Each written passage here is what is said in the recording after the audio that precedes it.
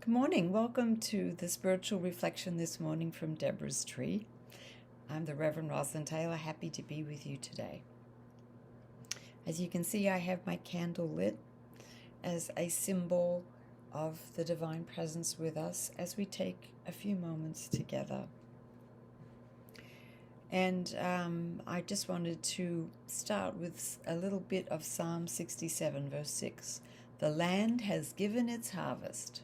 God, our God, has blessed us.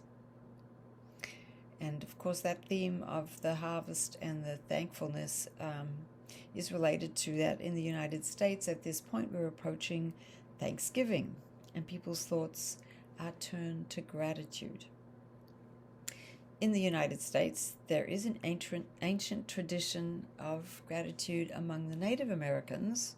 Now, some Swedenborgians believe that the Native American peoples are a remnant of the spiritual era known as the ancient church, which had thrived perhaps in parts of Asia, and then a long time ago, thousands, maybe 30,000 years ago, some of the people from the ancient church migrated over to the Americas and brought with them the wisdom and the traditions of that culture.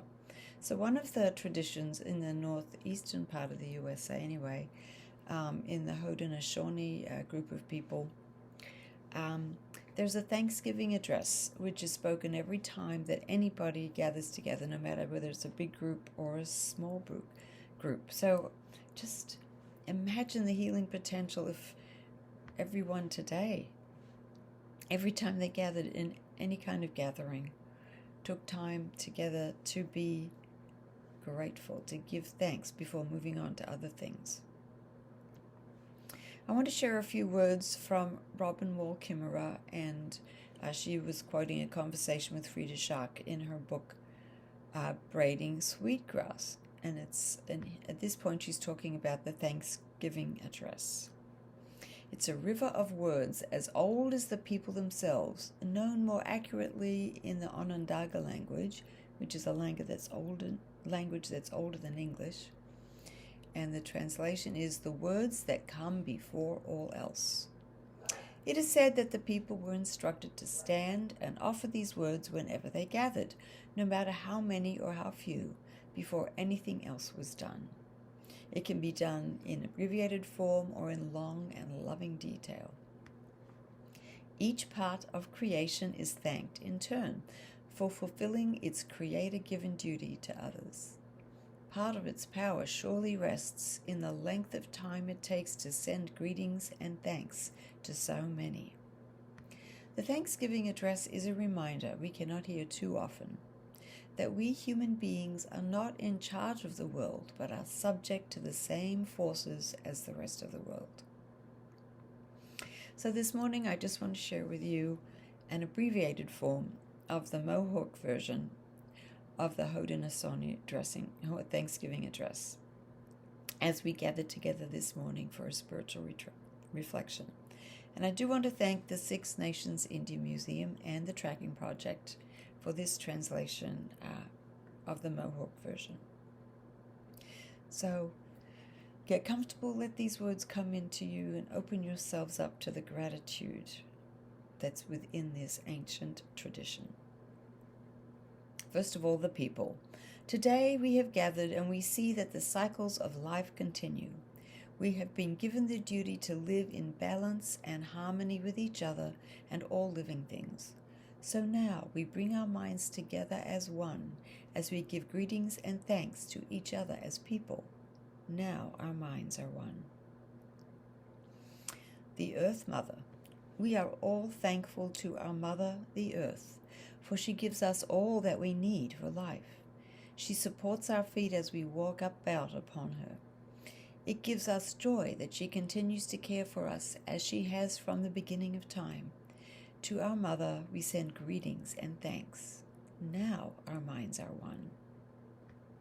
The food plants. With one mind, we turn to honor and thank all the food plants we harvest from the garden. Since the beginning of time, the grains, vegetables, beans, and berries have helped the people survive. Many other living things draw strength from them too. We gather all the plant foods together as one and send them a greeting of thanks. Now our minds are one. The sun.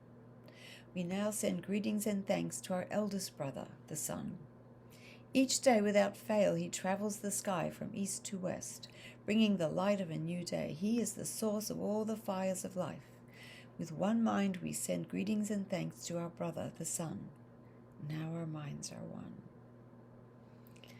The Creator. Now we turn our thoughts to the Creator, or Great Spirit, and send greetings and thanks for all the gifts of creation. Everything we need to live a good life is here on this Mother Earth. For all the love that is still around us, we gather our minds together as one and send our choicest words of greetings and thanks to the Creator. Now our minds are one. And the closing words. We've now arrived at the place where we end our words. Of all the things we have named, it was not our intention to leave anything out.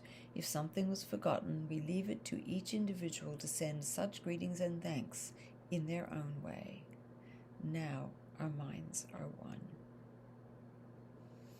And with that beautiful Thanksgiving address in mind, please join me for a closing prayer of our own.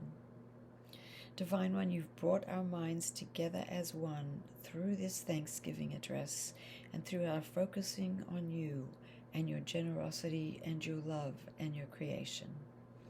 Help us to bring this powerful unity of oneness into our day to day, that we can feel and be conscious and bring to those around us our unity with your beautiful creation.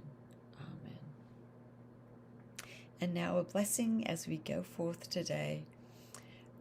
From the end of Psalm 67, may God bless you, and may God be revered even to the ends of the earth.